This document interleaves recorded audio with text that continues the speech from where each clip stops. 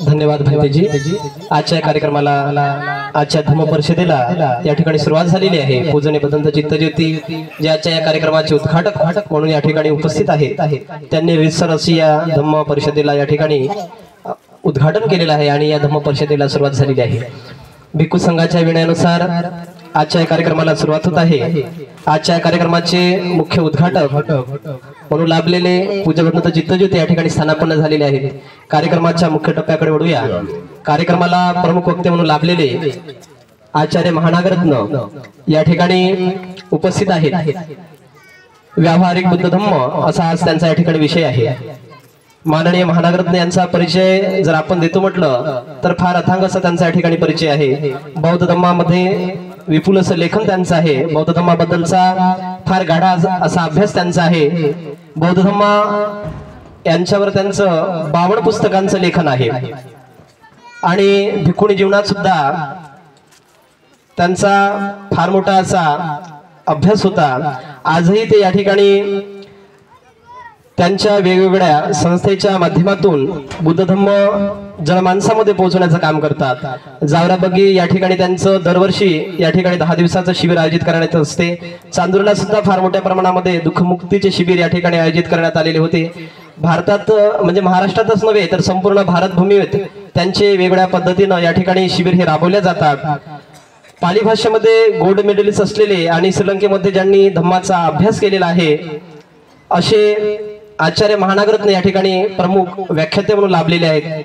मी या ठिकाणी सरांना विनंती करतो की त्यांनी आपल्या या ठिकाणी व्याख्यानाला सुरुवात करावी।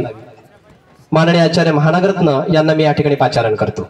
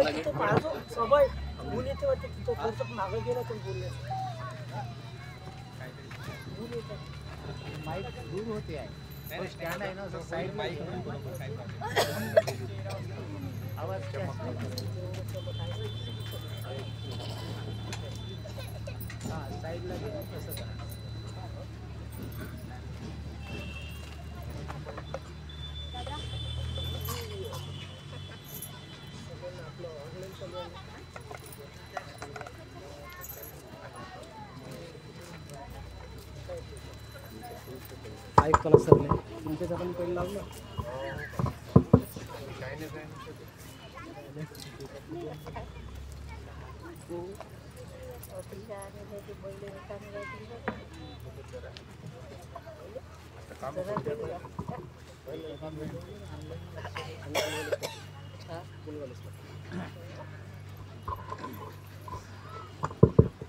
नमो तस् भगवतो अरहतो सम्मा संबुद्धास।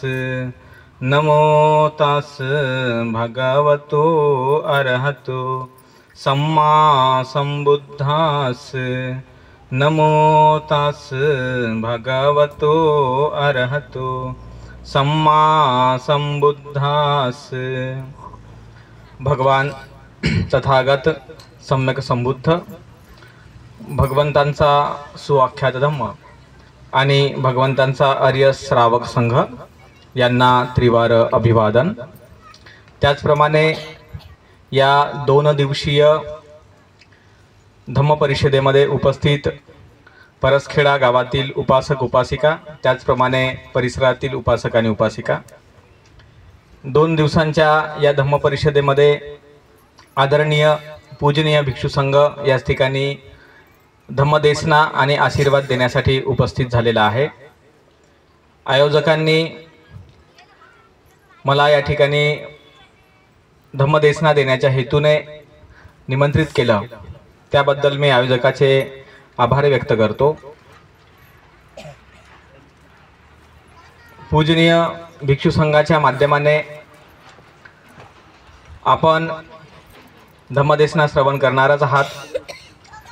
तत्पूर्वी हा जो थोडा वेळ मला दिला गेला आहे त्या वेळामध्ये मी आपल्यासमोर काही महत्त्वपूर्ण बाबी ठेवणार आहे आणि या बाबी आपल्या कल्याणाच्या हेतूने, मांगल्याच्या हेतूने महत्त्वपूर्ण ठरतील अशी मला आशा आहे। सर्वच उपासक आणि उपासिका यांना या गोष्टीची जाणीव आहे की आता आपण बौद्ध आहोत। आपला कुठल्याही इतर धर्माशी संबंध राहिलेला नाही। परमपूज्य बाबासाहेब आंबेडकर यांनी अशोक विजयादशमीच्या दिवशी जी धम्मदीक्षा घेतलेली आहे त्या समयापासून, त्या वेळेपासून आपली एक नवीन ओळख निर्माण झालेली आहे आणि म्हणूनच बाबासाहेबांनी म्हटलं होतं की माझा नवा जन्म होत आहे असे मी मानतो। आपला एक नवीन जन्म आहे। आता या नवीन जन्माचं सार्थक करण्याची आणि या नवीन जन्माला योग्य ती दिशा देण्याची महत्त्वपूर्ण भूमिका आपली प्रत्येकाची आहे। तर आपण हे लक्षात घेण्याची गरज आहे की बाबासाहेब आंबेडकरांनी जे धर्मांतर केलं त्या मागाची काय भूमिका होती। धर्म ही खरोखर मनुष्यासाठी आवश्यक बाब आहे का? तर अनेकांच्या मनामध्ये हा प्रश्न निर्माण होतो की एखादा व्यक्ती धार्मिक बनला का, धार्मिक नाही बनला का, त्याचं जीवन तर चालू राहते। जर असं असेल तर मग धर्म स्वीकारण्याची काय आवश्यकता होती? तर याचं थोडंसं चिंतन आपल्याला करता आलं पाहिजे।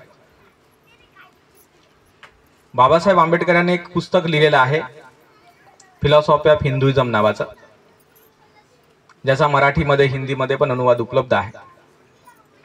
त्यामध्ये बाबासाहेब म्हणतात religion is a social force, का धर्म ही एक सामाजिक शक्ती आहे। त्याच पुस्तकामध्ये बाबासाहेबांनी म्हटलं आहे to ignore religion means to ignore live wire.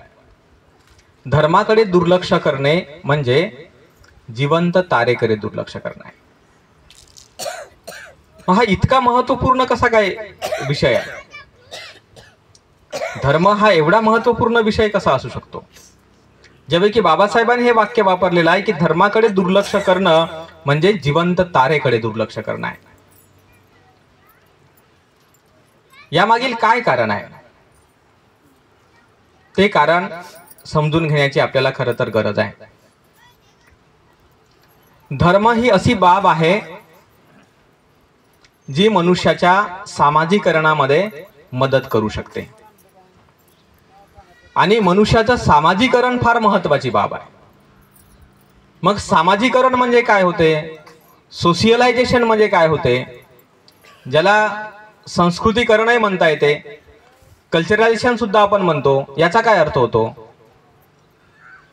तर आपल्या प्रत्येकांमध्ये एक गोष्ट निश्चित आहे की आपला प्रत्येकाचा जन्म कुठे झाला? कुटुंबामध्ये झाला। झाला की नाही? आपण कुठल्या नाही कुठल्या कुटुंबाचे घटक आहोत। कुठल्या आई वडिलांच्या पोटी आपला जन्म झालेला आहे। तर हे जे काही आई वडील आहेत, हे जे काही कुटुंब आहे, त्या माध्यमाने जे काही प्राप्त होणारी बाब आहे ती गोष्ट म्हणजे सोशलायझेशन। आपले आई आणि आपले वडील आपल्या मुलामुलांना जे एज्युकेशन देतात, की जे प्रशिक्षण देतात, ती गोष्ट म्हणजे सोशलायझेशन। आपण जे म्हणतो पैसा वगैरे कमवणे, पैसा वगैरे खर्च करणे, या गोष्टीसाठी कुठल्याही प्रकारच्या सोशलायझेशनची गरज नाही आहे। याला कुठल्या सामाजिकरणाची गरज नाही आहे, कारण या बाबी अतिशय भौतिक आहेत आणि या भौतिक स्वरूपाच्या बाबी असल्यामुळे या गोष्टींचं वळण लावण्याची मनुष्याला गरज नाही। कारण या ज्या गोष्टी आहेत या कशा आहेत? जसं एखादा कुत्रा आहे, जसे एखादी मांजर आहे, एखादा पक्षी आहे, किंवा तुम्ही खेड्यात राहत असल्यामुळे तुम्हाला अनेक पशुपक्ष्यांची नावं सुद्धा माहिती आहेत. तर या पशुपक्ष्यांना कोणी खायचं शिकवते का? वयात आल्याच्या नंतर प्रजनन करायचं कोणी शिकवते का? किंवा कोणी त्यांची एखादी वस्तू हिसकावत असेल, त्यांना झगडा करायचा एकमेकांसोबत, ते कोणी शिकवतं का त्यांना? त्या बेसिक इन्स्टिंक्ट आहेत. तो आपला एक प्रकारचा मूलभूत स्वभाव आहे प्रत्येकाचा. जी काही उपभोगाची वस्तू आपल्याला प्राप्त होते, आपण ती सहजतेने प्राप्त करतो. ती काही शिकवण्याची बाब नाही आहे. तुम्ही तुमच्या मुलांना चॉकलेट खायचं नाही शिकवू शकत. तुम्ही तुमच्या मुलांना कोणतं गोडधोड खायचं नाही शिकवू शकत. तुम्ही तुमच्या मुलांना ट्रेनिंग दुकानात जाऊन चॉकलेट खरेदी करण्याची, चिप्स खरेदी करण्याची ट्रेनिंग तुम्ही मुलाबाळांना देऊ नाही शकत, आणि ते तुम्ही दिलेली पण नाही आहे. मग तरीही ते मुलं तसं करतात की नाही? पोरं तरुण झाल्याच्या नंतर त्यांना पोरीकडे पाहायचं नाही शिकवा लागत, पोरींना पोराकडे पाहायचं नाही शिकवा लागत. विशिष्ट वय झाल्यानंतर लग्न करायचं ट्रेनिंग नाही द्यावं लागत कोणाला. 2 पैसे आल्याच्या नंतर त्या पैशाने कपडे लत्ते घेणं, किंवा त्या पैशाने गाडी घोडा घेणं, त्या पैशाने एखादे घर बांधणं, किंवा त्या पैशाने या गावात नाही बाबा मोठ्या कोणत्या तरी शहरात जाऊन राहतो असं म्हणणं, याचं ट्रेनिंग द्यावं लागते का माणसाला? याचं ट्रेनिंग द्यायची काही गरज नाही. ज्या गोष्टींची उपलब्धता होते, मनुष्य त्या कामभोगाच्या साधनांना स्वतः शोधू शकतो आणि त्या गोष्टींच्या पूर्ततेसाठी प्रयत्न करू शकतो. या गोष्टीचं ट्रेनिंग द्यायची गरज नाही. आणि म्हणून सोशलायझेशनच्या अंतर्गत किंवा सांस्कृतिक गोष्टींच्या अंतर्गत माणसाच्या ज्या मूलभूत प्रेरणा आहेत, तर त्या मूलभूत प्रेरणांना वळण लावण्याचं जे काम आहे ते धर्म करतो. काय करतो? धर्म आपल्या माणसाच्या मूलभूत प्रेरणांना वळण लावतो. प्रत्येक व्यक्तीमध्ये लोभ आहे की नाही? प्रत्येक व्यक्तीमध्ये द्वेष आहे, प्रत्येक व्यक्तीमध्ये ईर्ष्या आहे, प्रत्येक व्यक्तीमध्ये मत्सर आहे, प्रत्येक व्यक्तीमध्ये चिडचिडपणा करणं, क्रोध करणं या गोष्टी आहेत. प्रत्येक व्यक्तीमध्ये व्यसन करणं, त्याची जी सवय आहे ती असू शकते. या काही मूलभूत प्रेरणा आहेत ज्या महत्वाच्या आहेत. आपण असं नाही म्हणू शकत की या प्रेरणा महत्वाच्या नाही आहेत. या प्रेरणेचं आपलं एक महत्व आहे. क्रोधाचं आपलं एक महत्व आहे, लोभाचं आपलं एक महत्व आहे, भयाचं आपलं एक महत्व आहे, ईर्षेचं आपलं एक महत्व आहे, मत्सराचं आपलं एक महत्व आहे. परंतु या सगळ्या नकारात्मक ज्या प्रेरणा आहेत, तर या नकारात्मक प्रेरणांना जेव्हा आपल्या व्यक्तिगत जीवनामध्ये आणि आपल्या सामाजिक आर्थिक वगैरे जीवनामध्ये जेव्हा आपण पालन करतो किंवा त्याला बढावा देतो, तेव्हा जे दुःख निर्माण होते, तर ते दुःख खतरनाक राहते. आज तुम्ही स्वतः विचार करा तुमच्या स्वतःच्या जीवनाचा. तुम्ही माझ्यापेक्षा वयस्कर आहात, काही लोक लहान असतील पण बऱ्यापैकी लोक वयस्कर आहेत. त्या वयस्कर माणसांकडे ना वयस्कर बायांकडे माझ्यापेक्षा जास्त ज्ञान आहे. मी या ठिकाणी काहीतरी तुम्हाला सांगत आहो म्हणजे मी शहाणा वगैरे असं नाही. तुम्ही माझ्यापेक्षा जास्त शहाणे आहात, कारण तुम्ही जीवनाचे अनेक अनुभव घेतलेले आहेत. तुमच्या आयुष्यामध्ये जीवनातल्या अनेक सुखदुःखांचा तुम्ही सामना केलेला आहे, चांगल्या वाईट परिस्थितींचा तुम्ही सामना केलेला आहे, घरातील झगडे भांडणं वादविवाद या अनेक गोष्टींचा तुम्ही सामना केलेला आहे. तुमची झालेली फसवणूक असेल, त्यातून बाहेर येणं असेल, घरामध्ये कोणाचे मृत्यू असतील, बिमारपण असेल, आजारपण असेल, या अनेक गोष्टींचा तुम्ही सामना केलेला आहे. असा कोणताही व्यक्ती नाही की ज्याला दुःखाचा तो अनुभव नाही. परंतु विषय असा आहे की अंधभूतो अयं लोको, काही लोक आंधळ आहे, अज्ञानी आहे. आणि अज्ञानी असल्यामुळे तो आपल्या त्या दुःखाच्या मुळाशी ज्या आपल्या मानसिक प्रेरणा काम करत राहतात त्याच्यावर तो चिंतन नाही करत, तो त्याच्यावर तो मनन नाही करत. का जीवनात दुःख येत आहे तर कसं दुःख येत आहे हे याचं चिंतन नाही करतायत माणसाला. कशामुळे नाही करतायत? कारण धर्म हा जो शब्द आहे, रिलिजन हा जो शब्द आहे, तर तो शब्द नेमका काय आहे यापासून नेहमी लोकांना अज्ञानी आणि अडाणी बनवून ठेवलं जातं. म्हणून बाबासाहेबांनी काय केलं, एक छोटंसं प्रकरण बुद्धाने त्यांच्या धम्मग्रंथात लिहिलं. त्या ग्रंथामध्ये बाबासाहेबांनी काय सांगितलेलं आहे की धम्म आणि धर्म या दोन गोष्टी वेगळ्या वेगळ्या आहेत. आता धम्म हा पाली शब्द आहे, त्याचा मराठीमध्ये अनुवाद करताना, हिंदीमध्ये अनुवाद करताना धर्म आपण म्हणू शकतो, असं काही नाही, त्याच्यामध्ये शाब्दिक अर्थ नाही आहे तो. आता लोकांनी शाब्दिक अर्थाने वादविवाद करतात, तो त्यांचा मूर्खपणा आहे. वास्तविकता रिलीजन आणि धम्म याच्यामधला तो फरक आहे. मग रिलीजन आणि धम्म याच्यामध्ये काय भेद आहे? तर याच्यामध्ये फरक हा आहे की रिलीजन हा विषय पूजापाठाशी, कर्मकांडांशी, धार्मिक रीतिरिवाजाशी, सण उत्सवाशी या अशा अनेक गोष्टींशी संबंधित राहतो. आणि या सर्व गोष्टींचा उद्देश एकच राहतो की आपल्याला सुखी करणारा किंवा दुखी करणारा या शरीरामध्ये कोणीतरी आत्मा आहे, आपल्याला सुखी करणारा किंवा दुखी करणारा या शरीराच्या बाहेर कोणीतरी परमात्मा आहे. आणि त्या आत्म्याच्या शुद्धीसाठी आणि त्या परमात्म्याच्या साक्षात्कारासाठी किंवा त्याचा कोप होऊ नये याच्यासाठी वेगवेगळ्या प्रकारचे धार्मिक रीतिरिवाज जे आहेत ते मनुष्याने निर्माण केलेले आहेत. आणि मग मनुष्याला हे सांगितलं गेलेलं आहे की या विशिष्ट प्रकारच्या रीतिरिवाजाचं, सणवारांचं, सण उत्सवांचं, पूजा पद्धतींचं जर तुम्ही चांगल्या प्रकारे पालन केलं तर हा जो कर्ता करविता परमेश्वर ईश्वर आहे तो तुम्हाला सुखी ठेवेल आणि तुमच्या जीवनातल्या इच्छा आकांक्षा तो पूर्ण करून देईल. ही जी धारणा आहे ही संपूर्ण जगभर पसरलेली धारणा आहे. आणि याच्या अनुषंगाने मग काय केलं की ज्या लोकांनी धर्मशास्त्राचा अभ्यास केलेले लोक होते किंवा ज्यांनी धर्मशास्त्राची निर्मिती केली त्या लोकांनी आपल्या विशिष्ट जनसमूहाच्या हितासाठी, उपभोगासाठी काही नीती नियम बनवले आणि लोकांच्या माथी ते मारून दिले. म्हणजे पूजापाठ तुम्ही करत राहता पण त्या पूजापाठाचा फायदा विशिष्ट पुरोहिताला होतो. सण उत्सव तुम्ही करत राहता पण त्याचा फायदा विशिष्ट पुरोहिताला होतो. ही प्रक्रिया सगळ्या जगात निर्माण झाली, अनेक ठिकाणी निर्माण झाली. तर या प्रक्रियेमुळे काय झालं, नुकसान काय झालं या प्रक्रियेचं?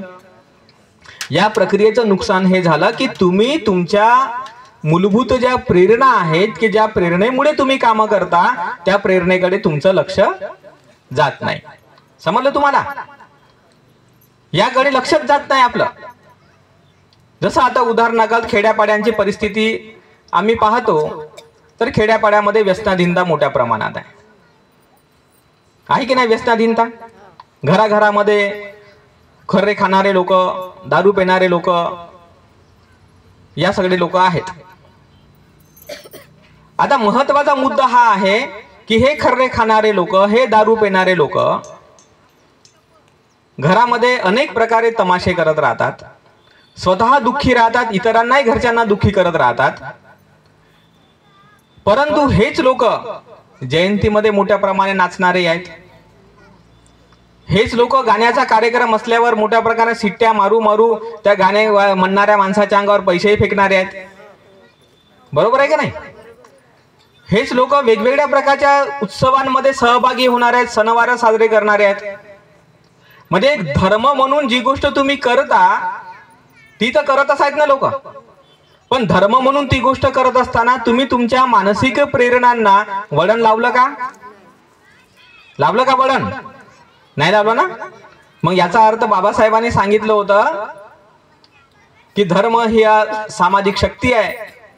बाबासाहेब धर्माकडे दुर्लक्ष करणे म्हणजे जिवंत ताडेकडे दुर्लक्ष करणं आहे.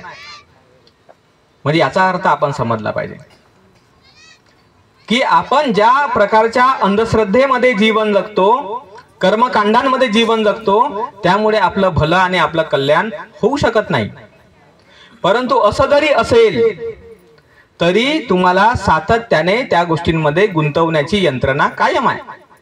सातत्याने गुंतवून ठेवलं जातं. तुम्ही सिरियल्स पहा, तुम्ही मूवीज पहा, तुम्ही सकाळी सकाळी कुठलंही तुम्ही टीव्ही चॅनल जे लावता त्या ठिकाणी तुम्हाला भक्तिपरायण जे लोक आहेत, हरिभक्तपरायण लोक, ते त्या ठिकाणी काहीतरी भजन कीर्तन करत राहतात.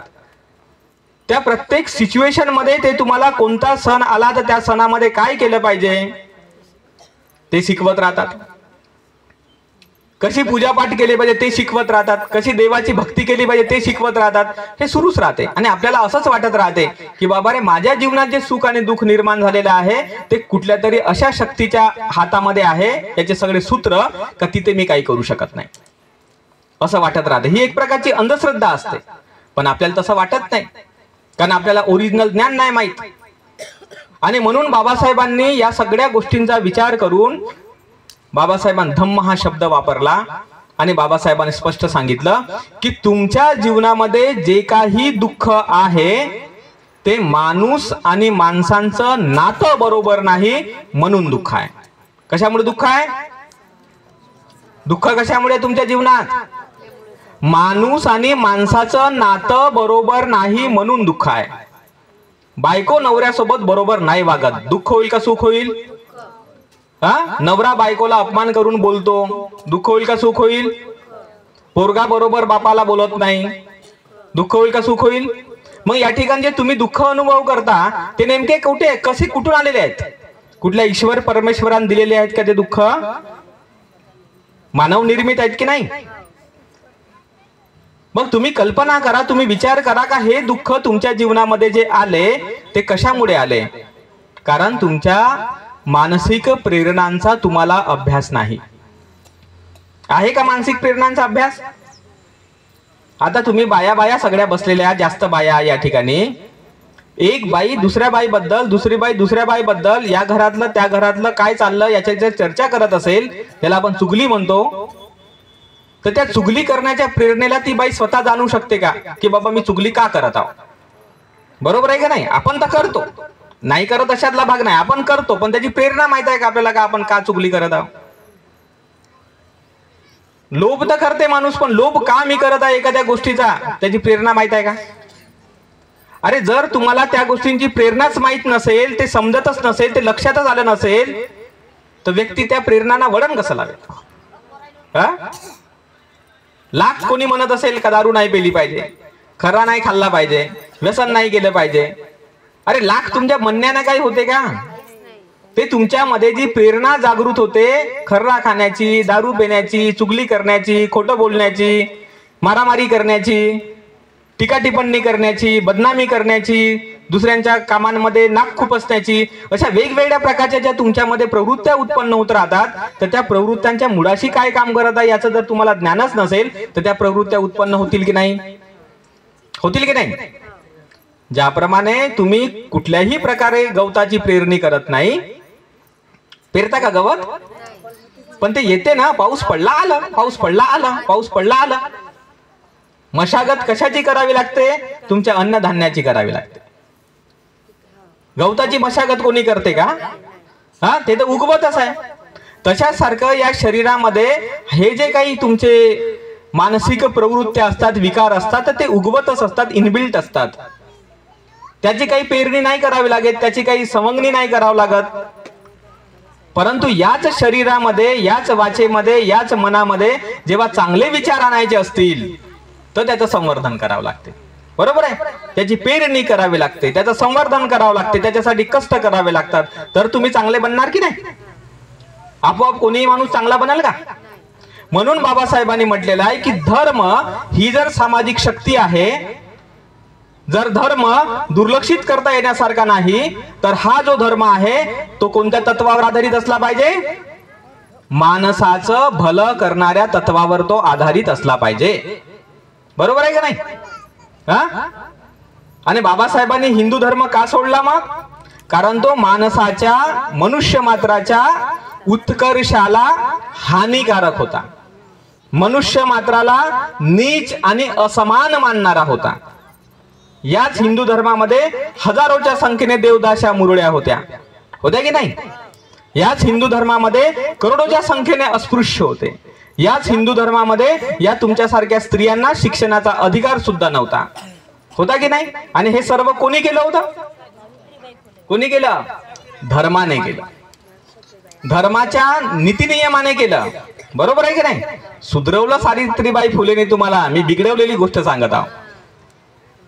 तुम्हाला जे काही बिघडवलं, जो काही दुःख, जी काही व्यथा करोडो लोकांना उपभोगावी लागली, आजही करोडो लोक या दुःखातून बाहेर पडलेले नाही आहेत. हा आदिवासी समुदाय असेल किंवा खेड्यापाड्यात राहणारा समुदाय असेल, हा अजूनही अनेक प्रकारच्या आर्थिक गरिबीमध्ये जगत आहे, अज्ञान आणि अंधश्रद्धांमध्ये जगत आहे, अनेक प्रकारच्या व्यसनांमध्ये जगत आहे, झगड्या भांडणांमध्ये जगत आहे. हे जे दुःख त्या माणसांच्या जीवनामध्ये आले, कोणी आणले? कोणी आणले? धर्माने आणले. कारण या धर्माने कुठेतरी असं शिकवून ठेवलं होतं की शूद्र माणसांना शिक्षणाचा अधिकार नाही, स्त्रियांना शिक्षणाचा अधिकार नाही. जर स्त्रिया शिकतील तर नरकात जातील, जर शूद्र शिकतील तर नरकात जातील. अस्पृश्यांना रस्त्यावरून चालण्याचा सुद्धा अधिकार नाही, जर चालतील तर नरकात जातील. हे शिकवण कोणी दिली होती? धर्मग्रंथाने दिली, धर्माने दिली की नाही? आणि म्हणून बाबासाहेब आंबेडकरांनी स्पष्ट शब्दामध्ये सांगितलं की हिंदू धर्मामध्ये स्वतंत्रता नाही, हिंदू धर्मामध्ये समानता नव्हती, हिंदू धर्मामध्ये बंधुभाव नव्हता, हिंदू धर्मामध्ये सामाजिक न्याय नव्हता, हिंदू धर्मामध्ये नीतिमत्ता नव्हती. आणि त्याच्यामुळे बाबासाहेब म्हणाले की जिथे मनुष्य मात्राचा उत्कर्ष नाही, जिथे मनुष्य मात्राचं भलं नाही, ती गोष्ट आम्हाला पाहिजे नाही. कारण हे कसं पुढे पिढी दर पिढी चाललं, पिढी दर पिढी कसं चाललं? सोशलायझेशन शब्द वापरला ना मी आधी, सामाजिकरण शब्द वापरला, संस्कृतीकरण शब्द वापरला, तर त्याच्या अंतर्गत हे चाललं. एखादा उच्चवर्णीय माणूस आहे आणि त्याच्या घरी एखादा अस्पृश्य माणूस किंवा एखादा कामगार माणूस काम करत आहे, तर त्या उच्चवर्णीय माणसाची बायको किंवा तो स्वतः उच्चवर्णीय माणूस आपल्या पोराच्या समोर, आपल्या पोरीच्या समोर त्याला काय म्हणते? तुच्छ म्हणते. ए चल हो, दूर राह, इथे बसू नको, खालीच बस, हे शिडपार्थ खा. तर हे सगळं होत असताना त्याचा मुलगा काय पाहिल? मुलगा काय पाहिल त्याचा? तो मुलगा असं पाहिल का या विशिष्ट जातीचे माणसं आहेत बाबा, बाया आहेत, त्यांच्यासोबत आपली वागणूक कशी असली पाहिजे, त्यांच्यासोबत बोलताना आपण त्यांना अपमानजनकच बोललं पाहिजे, त्यांच्यासोबत विचार करताना आपण नेहमी त्यांना दुःख होईल अशाच प्रकारे आपण विचार केला पाहिजे त्यांचा, असं त्याला वाटेल की नाही? तर हे जे आई वडिलांचं अनुकरण केलं जातं, आई वडील वागण्या बोलण्यातून आपल्या मुलाबाळांना प्रशिक्षित करतात, हेच मुलं लहानाचे मोठे होतात आणि ते मग परत तसेच वागत राहतात. धर्म किती महत्वाची बाब आहे, किती महत्वाची बाब आहे, लक्षात आली का तुमच्या? हा, मजाक नका समजू. बाबासाहेब आंबेडकर म्हणजे तुम्हाला वाटत असेल असं की बाबा बाबासाहेबांनी धर्मांतर केलं, राजकारणासाठी केलं. अरे राजकारणासाठी धर्मांतर करायची का गरज होती बाबासाहेबांना? स्वतःच कायदे मिनिस्टर राहिलेले होते, ते कामगार मंत्री राहिले होते, त्यांना मंत्रीपदासाठी धर्मांतर करायची काय गरज होती? काय गरज होती? होते ना मंत्री बाबासाहेब, राजकारणामध्ये होते. 1924च्या आधीपासून बाबासाहेब शेवटच्या क्षणांपर्यंत राजकारणामध्ये होते, होते की नाही? हा, बहिष्कृत हितकारीने सभा स्थापन केली असेल, शेड्यूल कास्ट पक्ष काढला असेल, काढल्या ना, किती संघटना काढल्या, लेबर पक्ष काढला. स्वतः राजकारणात ते व्यक्ती होते. राजकारणामध्ये एवढे धुरंधर असणारे व्यक्ती राजकारणासाठी धर्मांतर करतील का? करतील राजकारणासाठी धर्मांतर? पैसे भेटवण्यासाठी तुम्हाला धर्मांतर केलं असं वाटते? शिक्षण प्राप्त व्हावं म्हणून धर्मांतर केलं असं वाटते?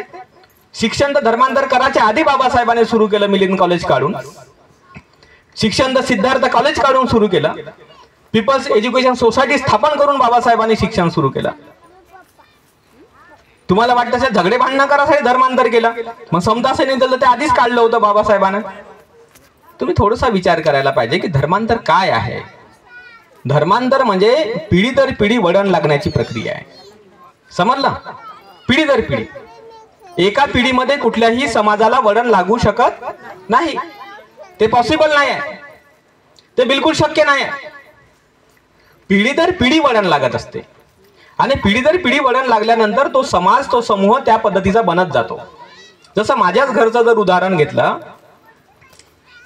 तर आता मी तर काय आता जन्मलेला व्यक्ती आहे, म्हणजे पण जुनं मला काही माहित नाही. पण जे जुने लोक आहेत, जे आमच्या कुटुंबातले, ते सांगतात की माझ्या आजोबाचे वडील, त्याचं नाव होतं उंदरूबुडा, त्याला उंदरू म्हणायचे. त्याचं पूर्वीचे नाव असेच आपले, नाही कापस्या, उंदऱ्या, कवड्या, दगड्या, ढोंड्या, असेच आपले नाव अस्पृश्य लोकांचे. तर त्याचं नाव होतं उंदरू.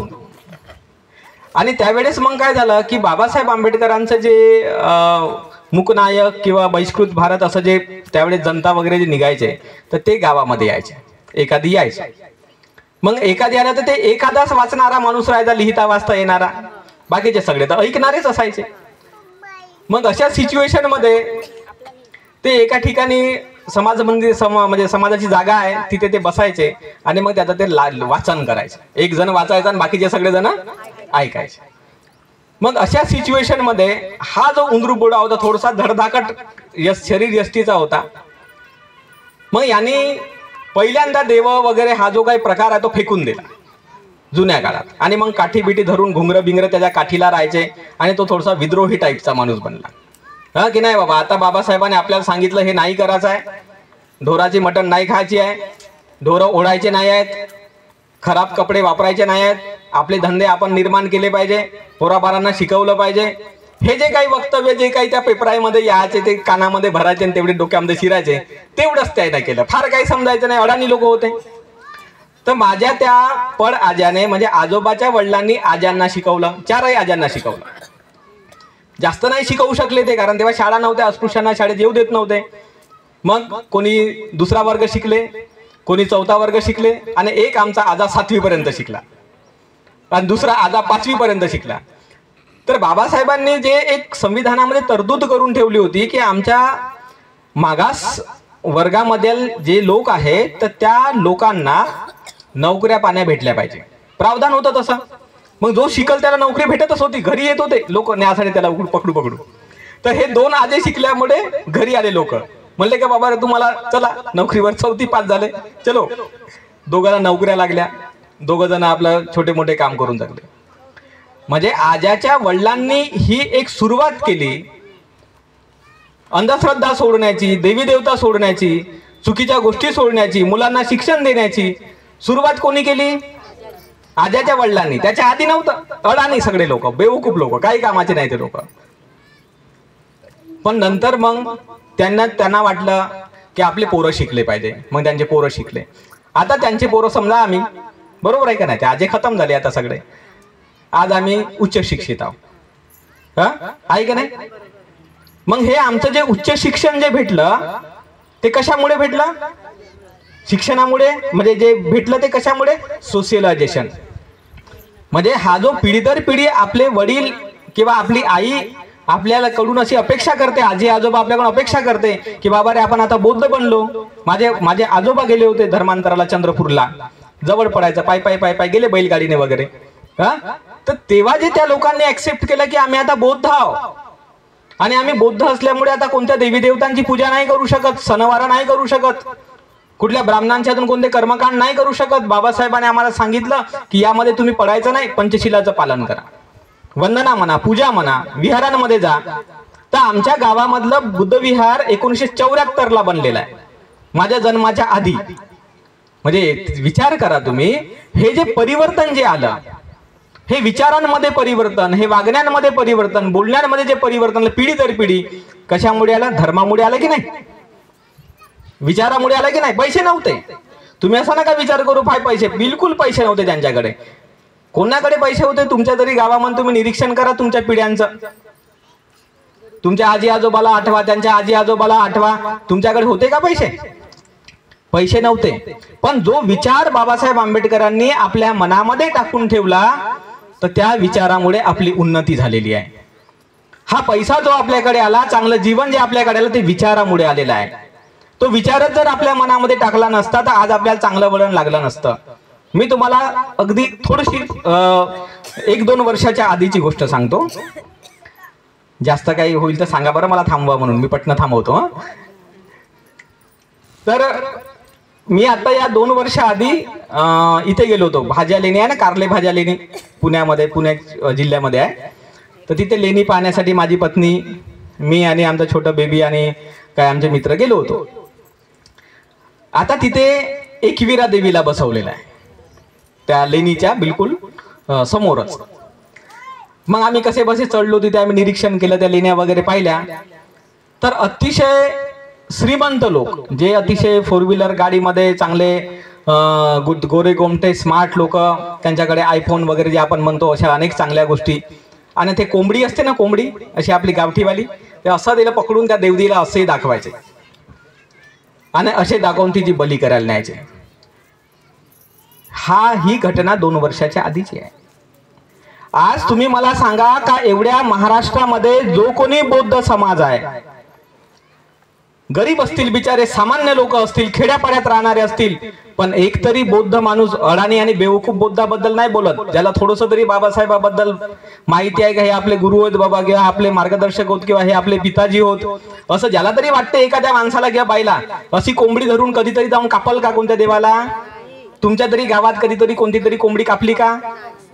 मग तुम्ही मला सांगा, आज तुमची परिस्थिती साधारण आहे, बरोबर आहे का नाही? तेवढी नाही नसेल हायफाय, त्या लोकांची परिस्थिती हायफाय आहे ना, हायफाय, पण त्यांची विचारसरणी काय आहे? विचारसरणी त्यांची आहे ना कामातून गेलेली, म्हणजे त्यांच्या डोक्यामध्ये अजूनही भुसा भरलेला आहे की या कोंबडीची मी बली दिल्यानंतर, बकऱ्याची मी बली दिल्यानंतर मला नोकरी लागल, पोरबारा होतील, लग्न जुळल, काहीतरी बिझनेस मध्ये भरभराट होईल, या सगळ्या गोष्टी त्यांना वाटतात की नाही? आजही त्यांच्या मनामध्ये ती भावना आहे. आणि त्याच्यामुळे तुम्ही तिरुपती बालाजीला जा, तुम्ही त्या साईबाबाच्या मंदिरामध्ये जा, किंवा तुम्ही त्या गजानन महाराजाच्या मंदिरामध्ये जा, लाखोची दान डोनेशन्स त्यांना प्राप्त होतात. मग हे डोनेशन देणारे लोक कोण होत आणि हे डोनेशन लोक देत कशासाठी आहेत? कारण त्यांची अशी आजही श्रद्धा आहे आणि त्यांना आजही असं वाटते की बाबा रे, आमचं जे काही कल्याण किंवा भलं आहे ते कुठला तरी ईश्वर आणि परमेश्वराचा आशीर्वाद करत आहे, बरोबर आहे का नाही? पण आपला बौद्ध माणूस असा कधीतरी बनतो की आपलं कल्याण परमेश्वर करत आहे म्हणून? आपला बौद्ध माणूस म्हणतो का माझं कर्म आणि माझं फळ, बरोबर आहे का नाही? का मी जसं कर्म करेन तसं फळ प्राप्त करेन. मी जर कुशल कर्म करत असेल तर मला नक्की चांगलं फळ भेटेल, मी जर अकुशल कर्म करत असेल तर माझ्या जीवनामध्ये दुःख येईल. तर हे जे आपल्या मनामध्ये जे निर्माण झालं आणि आपण आपल्या पिढ्यांना, आपल्या मुलाबाळांना आपण जे शिकवत आहोत, तर हे आहे धर्मांतराची ताकद. समजलं? याला म्हणतात सोशलायझेशन, याला म्हणतात सामाजिकरण. का हे जे सामाजिकरण जे क्रमाक्रमाने होत जाते त्यामुळे आपलं व्यक्तिमत्व सुधारत जाते, आपलं व्यक्तिमत्व कल्याणकारक बनते. दुसरी उदाहरणं तुम्हाला सांगतो. हे तर एक वेगळं उदाहरण झालं धर्माच्या क्षेत्रातलं. दुसरं एक उदाहरण तुम्हाला सांगतो. आता या दरम्यानच्या काळामध्ये दरम्यानच्या काळामध्ये हे जे SC ST यांचं जे आरक्षण आहे, बरोबर आहे का नाही? तर त्या आरक्षणामध्ये वर्गवारी करण्याच्या बाबतीमध्ये एक निर्णय आला होता, एक जजमेंट आलं होतं, बरोबर आहे का नाही? हा, तुम्ही ते ऐकलं असेल टीव्हीवर वगैरे.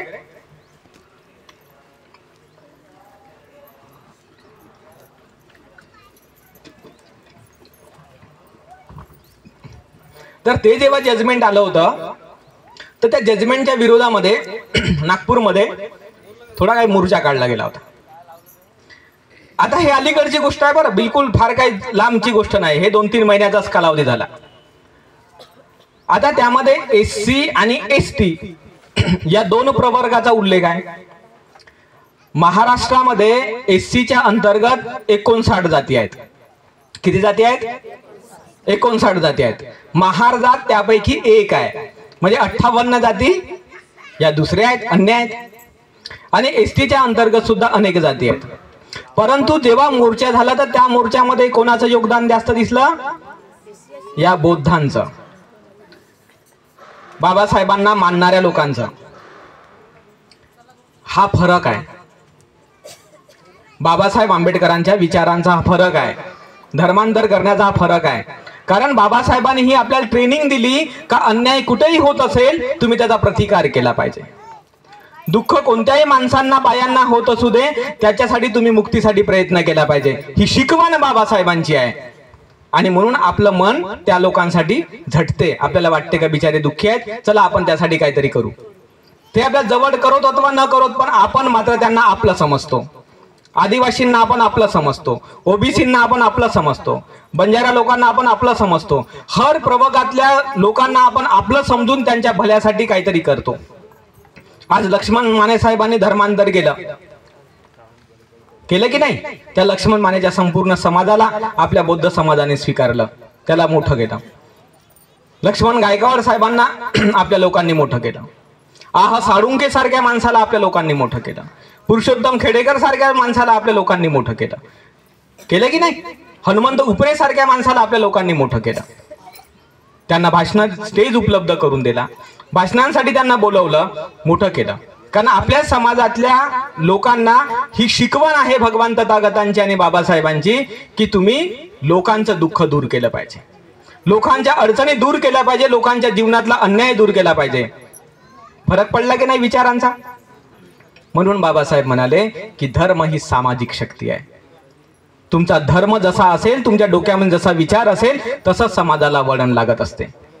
पण तुमच्या डोक्यामध्ये जर सडलेले विचार असतील, कुजलेले खराब झालेले विचार असतील, तर तुमचं वागणं बोलणं कुजलेलं सडलेलं खराब राहते, तुमच्या पोराबारांना वाईटच वळण लागते. आजचा जो काळ आहे, जो समय आहे, तो आपल्यासाठी उपयुक्त आहे आणि अतिशय चांगला आहे. आज आपल्याकडे मोबाईल आहे, आपल्याकडे इंटरनेट आहे, आपल्याकडे पुस्तकं आहेत, आपल्याकडे अनेक प्रकारची साधनं आहेत की ज्याच्या माध्यमाने आपण बाबासाहेबांचा विचार शिकू शकतो, भगवान बुद्धांचा विचार आपण शिकू शकतो. तर म्हणून आपलं कर्तव्य काय आहे की आपलं मन चांगलं बनणे, मनामध्ये चांगलं ज्ञान आलं तर आपण येणाऱ्या पिढ्यांना चांगलं घडवू शकतो आणि येणाऱ्या पिढ्यांपर्यंत बाबासाहेबांचा विचार पोहोचवू शकतो. जुन्या काळातल्या गोष्टी काही लक्षात घ्या आणि समजून घ्या की जुन्या काळामध्ये पालक लोक, आईवडील लोक अर्धपोटी राहायचे आणि आपल्या मुलाबाळांना शिकवायचे की नाही? मग आजही तुम्ही हे लक्षात घेतलं पाहिजे की तुमच्याकडे पैसा जरी असेल, कमी असेल, पण तुम्ही बाबासाहेबांची, बुद्धांची पुस्तकं खरेदी केली पाहिजे, वाचली पाहिजे, आवश्यक आहे. कारण जोपर्यंत तुम्ही पुस्तकं वाचत नाही बाबासाहेबांची, भगवान बुद्धांची किंवा महान लोकांची, तोपर्यंत तुमचं मन महान नाही बनणार. आणि मनाला महान बनवण्याकडे जास्त लक्ष द्या. कारण हे जे काही तुम्ही ज्या गोष्टींना महान समजता, त्या गोष्टी क्षणभंगूर आहेत, त्या काही तुमच्यासोबत टिकून राहणाऱ्या नाही आहेत, त्या जशा आहे तशाच त्या राहणाऱ्या नाही आहेत. तुम्ही कितीही जरी नट्टापट्टा करण्यासाठी वेगवेगळ्या प्रकारचे दागदागिने खरेदी जरी केले आणि एखाद्या लग्नाला जरी गेले, तर संध्याकाळपर्यंत तुम्ही थकून भागून येता आणि तुमचा तो चेहऱ्याचा कोणी फोटो काढायचा ओळखण्यासाठी कोणी तयार नाही. सकाळची बाई सुंदर, संध्याकाळची बाई कुरूप. म्हणजे या शरीरामध्ये सतत परिवर्तन होते, सतत बदल होते आणि या बदलासाठी तुम्ही एवढा मोठा खर्च करू शकता, पण या डोक्याच्या मेंदूमध्ये, या डोक्यामध्ये चांगला विचार राहण्यासाठी तुमच्याकडे 200 रुपये 500 रुपये राहत नाही. बाबासाहेबची पुस्तक खरेदी करायला पैसे नाही, एखादं धम्मपदाचं पुस्तक खरेदी करायला पैसे नाही. मग कसा विचार घडल? आणि विचारच नाही घडला तर तुमच्या पिढ्या कशा घडतील आणि बाबासाहेबांचं स्वप्न कसं पूर्ण होईल? म्हणून हे लक्षात घ्या की तुम्ही प्रत्येक व्यक्ती इम्पॉर्टंट आणि महत्वाचे आहात. कारण आपल्या प्रत्येकाचं जे जीवन आहे ते मर्यादित आहे, थोडंसं आहे. आपण या जगामध्ये फार दीर्घकाळ टिकणार नाही आहोत, या जगामध्ये आम्हाला काय अमर नाही आहोत. जे काही थोडंफार जीवन आपल्याला भेटलेलं आहे, त्या जीवनामध्ये इतकं सुंदर जगता आलं पाहिजे आपल्याला की आपल्याला अभिमान वाटला पाहिजे मरताना की मी माझं लाईफ चांगलं जगलो. वाटलं पाहिजे की नाही? मरताना वाटलं पाहिजे. पण तुम्ही इकडे दारू पिऊ सडता, तुम्हाला आतड्याचा कॅन्सर होत आहे, तुम्हाला लिव्हर खराब होत आहे, तुमचा ब्रेन बरोबर काम नाही करत आहे, ते खर्रा खाऊ तोंडाची घमघम वास येत आहे, त्या शरद पवार साहेबांसारखा तोंडाचा कॅन्सर होऊन तोंड वाकडं होऊन जात आहे. मरताना काय वाटेल? त्या नातेवाईक रिश्तेदारांना सुद्धा हेट म्हणाल, जाऊ दे याची कोण सेवा कराल म्हणाल. आणि मरताना त्या तरी माणसाला काय वाटेल की अरे मी जर हे अकुशल कर्म केलं नसतं तर आज मी असा बिमार पडलो नसतो, हे अकुशल कर्म केलं नसतं तर आज माझं असं नसतं झालं. झगडे करून ठेवता घरामध्ये, भांडणं करून ठेवता, वादविवाद करून ठेवता.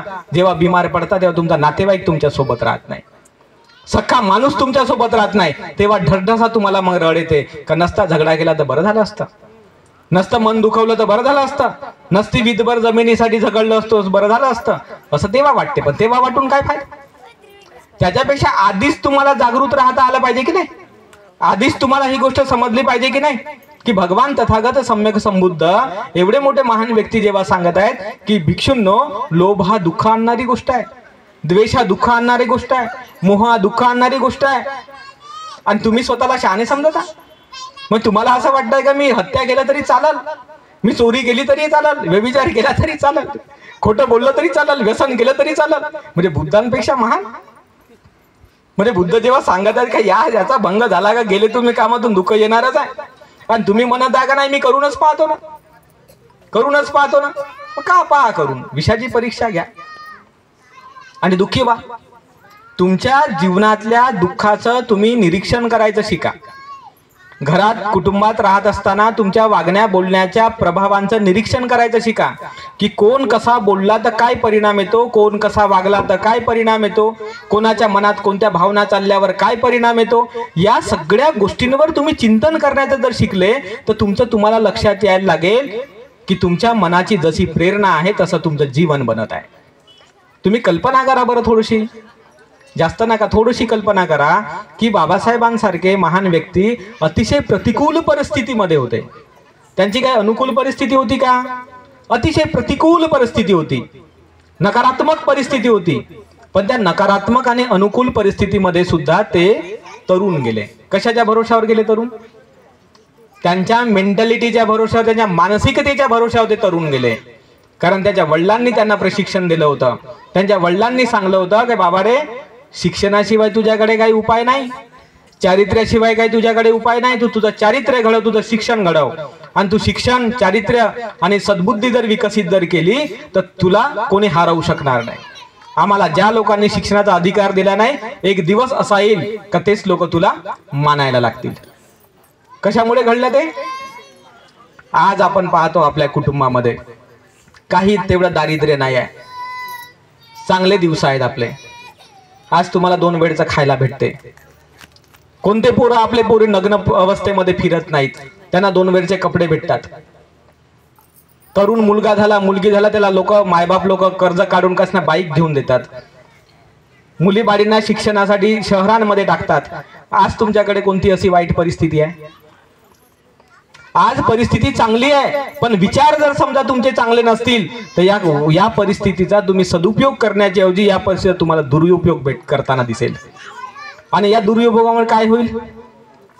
तुमचं नुकसानच होईल. म्हणजे असलेल्या परिस्थितीचा, असलेल्या नात्यारिस्त्यांचा फायदा जर करायचा असेल तर त्याच्यासाठी तुमच्या मनामध्ये चांगला विचार पाहिजे, का त्या विचाराचं गांभीर्य तुम्हाला समजलं पाहिजे.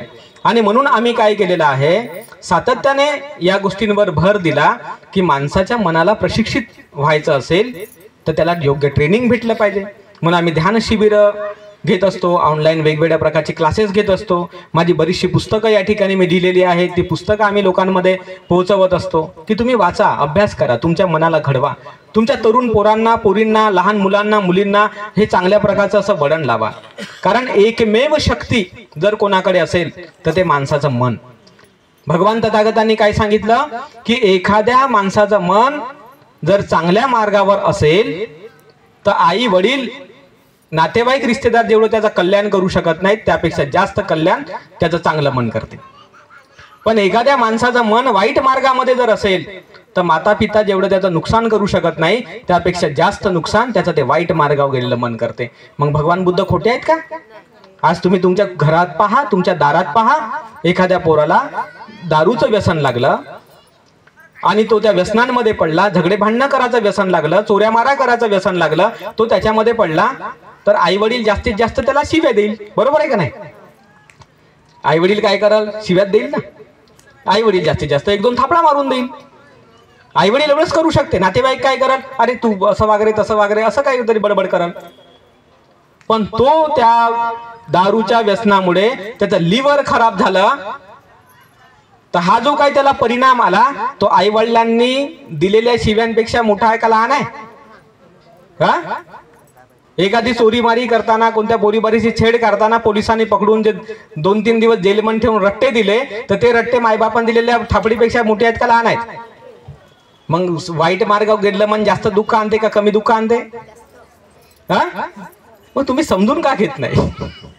सन्मार्गावर आरूढ झालेलं मन, चांगल्या मार्गावर आरूढ झालेलं मन तुम्हाला नोकरी, पाणी या तर गोष्टी देते, कीर्ती, प्रशंसा या अनेक चांगल्या गोष्टी तुम्हाला देते. चांगल्या मार्गावरचं मन जे तुमचे आई वडील तुम्हाला देऊ शकत नाहीत. आज मी या ठिकाणी जे काही तुम्हाला 2 गोष्टी सांगू शकत आहो, तुम्ही माझ्या एवढ्या इमानदारीने आणि शांत मनाने गोष्टी ऐकू शकत आहात. हे काय साधी गोष्ट नाही आहे. तुम्ही याला साधा नका समजू बरं, बहुत कठीण आहे. या जगामध्ये कोणी कोणाचं ऐकत नसते. हा, बापाचं पोरं नाही ऐकत असतात, पोराचं बाप नसते ऐकत. तर आमचं तर हजार लोक ऐकतात. मग काही तर असेल त्याच्यात तथ्य, काही तथ्य असेल की नाही? तथ्य आहे म्हणूनच तुम्ही शांततेने बसले ना. जर याच्यामध्ये काही तथ्यच नसतं, काही खरेपणाच नसता, काही चांगुलपणाच नसता, तर तुम्ही म्हणले असते काही सांगते हा मूर्ख माणूस, याला कोण बोलवलं अशा फालतू माणसाला, असं बोलले असते की नाही. पण तसं नाही बोलू शकत तुम्ही. तुमचं मन तुम्हाला असं म्हणू देत नाही. तुम्ही असं मनात जरी इच्छा जरी निर्माण केली की या माणसाला 2-3 शिव्या देऊन टाकावं, पण तुम्ही देऊच शकत नाही. तुम्ही मनात ते आणूच शकत नाही. कशामुळे नाही आणू शकत? कारण हा जो चांगुलपणा जो आपल्यामध्ये विकसित झाला, हा चांगुलपणा आई वडिलांनी दिलेला नाही. आई वडिलांनी फक्त असं म्हटलं असेल आपल्याला, जा बाबा शाळेत जा, शिक, नाही का, तो आमचा आशीर्वाद आहे. पण बाबासाहेबांसारख्या, भगवान तथागतांसारख्या महापुरुषाने जेव्हा आपल्याला ही गोष्ट सांगितलेली आहे की चांगल्या मार्गावर तुमचं मन असेल तर तुम्ही महान बनत असता, तर बाबासाहेबांचं आम्ही ऐकलं, भगवान तथागतांचं आम्ही ऐकलं, किंवा आमच्या पिढ्यांचा जो थोडासा शॉर्टकटमध्ये इतिहास सांगितला त्या लोकांनी जो हा विचार केला होता की बाबासाहेब आपले देव आहेत, बाबा परमेश्वर आहेत, भगवान आहेत, बाबासाहेब आपलेच आहेत, सर्व तेच आपले सर्वस्व आहेत. हा जो विचार आपल्या मनामध्ये होता, त्या विचारामुळे आपण ती मेहनत घेतली, कष्ट केले आणि त्या दिशेने वाटचाल केली. त्यामुळे आमच्या मनाचा एक जो विकास आहे, वागण्या बोलण्याचा विकास आहे, तो आम्हाला करता आला की नाही. त्यामुळे कीर्ती प्रशंसा, त्यामुळे नावलौकिक, त्यामुळे लोक आदर करतात, सन्मान करतात. आणि त्याच्याही पेक्षा जास्त महत्वाची गोष्ट, लोकांचं भलं करण्याची ही जी संधी आपल्याला भेटते, तर ती कोणामुळे भेटली? विचारांमुळे भेटली, चांगल्या विचारांमुळे भेटली. आहे का नाही महत्वाचं वाक्य? म्हणून तुम्ही हे लक्षात घेतलं पाहिजे, मुलं असे मुली असो, त्या प्रत्येकांना तुम्ही सन्मार्गावर आरूढ केलं पाहिजे. राहिला प्रश्न गरिबीचा, ती गरिबी जशी आहे तशी काही राहत नाही. तुम्ही स्वतःला तुमच्या गावातच तुम्ही पाहिलं असेल, कित्येक लोक श्रीमंत म्हणून जगत असणारे 2ऱ्या-3ऱ्या पिढीमध्ये भिकेची सोय आली त्यांची. मागच्या 1-2 पिढ्यांच्या पूर्वी बिलकुल खाण्याची सोय नसणार लोक 1-2 पिढ्यांमध्ये माळी बंगले बनवून गेले. त्यांचे परिवर्तन आहे की नाही, बदल आहे की नाही. तर त्याचं नाही टेन्शन घ्यायचं त्या गोष्टींचं, कारण या सगळ्या गोष्टी करण्याची जी धमक आहे ती तुमच्यातच आहे. एखादा व्यक्ती चांगल्या मार्गाला गेला, त्याचं मन चांगलं होतं म्हणून तो गेला. एखादा व्यक्तीची संपत्ती खतम झाली कारण तो कुठल्या नाही कुठल्या व्यसनात, व्यभिचारात पडला असेल, याच्यात पडला, त्याच्यात कुठे नाही कुठे तो पडला आणि त्याने त्याची संपत्ती गमावून बसला. वागण्या बोलण्यावरच विषय येते का नाही? वागण्या बोलण्यावरच विषय येते की नाही? विचार करण्यावरच विषय येते की नाही? आणि म्हणून बाबासाहेबांचं जे वाक्य आहे ते लक्षात ठेवा की धर्म ही सामाजिक शक्ती आहे आणि बाबासाहेबांना या सगळ्या गोष्टींचं चांगलं ज्ञान आहे, ज्ञान होतं. म्हणून बाबासाहेबांनी संपूर्ण तमाम करोडो दुःखी कष्टी जनतेला बुद्धाचा धम्म दिला. बाबासाहेब म्हणाले की हाच एक सद्धम्म आहे असे मी मानतो, कारण याच्यानेच तुमचं कल्याण होणार आहे. आणि आजही हेच सांगणं आहे की तुम्ही या गोष्टीला रीतसर समजून घ्या, मेहनती बना, कष्ट करणाऱ्या स्वभावाचे बना. तुम्ही थोडं निरीक्षण करा की ज्या गोष्टींचं कल्याण नाही, ज्या गोष्टींचं हित नाही, अशा गोष्टी प्रसार करण्यासाठी लोक मेहनत घेतात, पैसा खर्च करतात आणि नाना तऱ्हेचे उपद्रव करतात. मग हा भगवंताचा धम्म एवढा हितकारी आहे, एवढा कल्याणकारी आहे, त्याच्या प्रचार आणि प्रसारासाठी, त्याच्या आचरणासाठी तुम्ही खरंच किती मेहनत केली पाहिजे? केली पाहिजे की नाही? कष्ट केले नाही पाहिजे का? आज तुम्ही एवढं चांगलं बुद्धविहार बनवून ठेवलं, तिथे रोज वंदना झाली पाहिजे. आमच्याकडे धम्म स्कूलचे प्रोजेक्ट आहेत, तो आमचा मिलिंद या ठिकाणी बसलाय. त्याला मी म्हटलं की धम्म स्कूल सुरू करायचे आपल्या परिसरात. हे जे मुलं लहान लहान जे दिसतात, दर रविवारी त्यांना किमान 15-20 मिनिटासाठी, 1 तासासाठी पाठवा. मी पुस्तकं लिहून ठेवले त्यांच्यासाठी, जातक कथा लिहिलं, भगवान बुद्धाचं छोटं चरित्र लिहिलं, अजून बाकी काही पुस्तकं आहेत ते आपण छापू. त्या मुलांनी त्याच्यातून शिकलं पाहिजे आणि ते मुलं आपले चांगले घडले पाहिजे. हे तरुण मुलं आहेत, मुली आहेत, यांच्या जीवनामध्ये एक चांगुलपणा निर्माण करायचा असेल तर त्यांना सुद्धा काही धम्म शिकण्याची तयारी असली पाहिजे. तारुण्यामध्ये माणसाला प्रेम होणं, ब्रेकअप होणं किंवा अशा प्रकारच्या गोष्टी येत राहतात, जात राहतात, परंतु त्या गोष्टींमध्ये कसं सावरायचं आणि स्वतःला कसं सांभाळून ठेवायचं हे तुम्हाला धम्म शिकवेल. आणि धम्मामुळे ते तुमच्या मनावर संयम ठेवायचं ज्ञान येईल. आम्ही कॉलेजला असताना वेगवेगळ्या कॉलेजेसमध्ये शिकलो, पण आमच्या डोक्यामध्ये बाबासाहेब आंबेडकर होता. आणि बाबासाहेब आंबेडकर म्हणल्यावर मोर्चे, बाबासाहेब आंबेडकर म्हणल्यावर चळवळी, बाबासाहेब आंबेडकर म्हणल्यावर भाषणं, बाबासाहेब आंबेडकर म्हणल्यावर कुठे अन्याय झाला का, चल रे बाबा तिकडे, कुठे काय झालं, हा अशी आमची घडण झाली. आणि त्याच्यामुळे आम्हाला या गोष्टींकडे लक्षात देता नाही आलं. पण आता रिकामटेकडेपणा आहे पोरापोरींमध्ये, त्याच्यामुळे त्यांना नको त्या गोष्टींमध्ये लक्ष जात असते.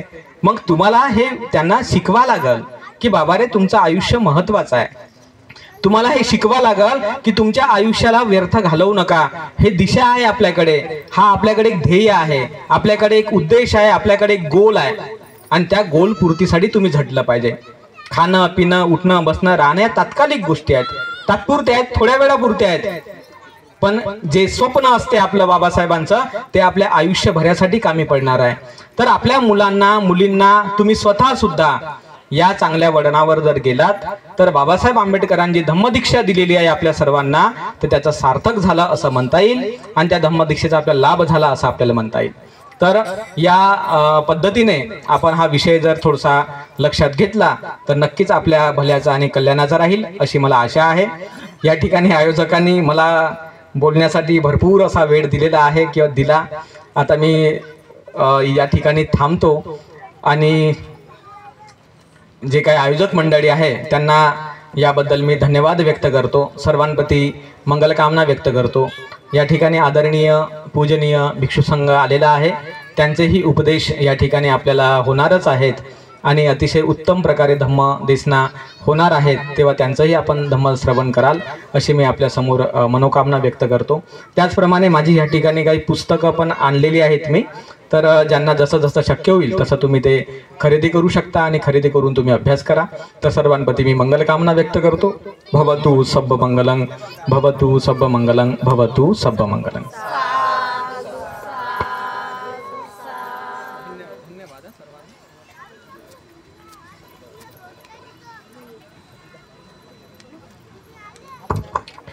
धन्यवाद सर.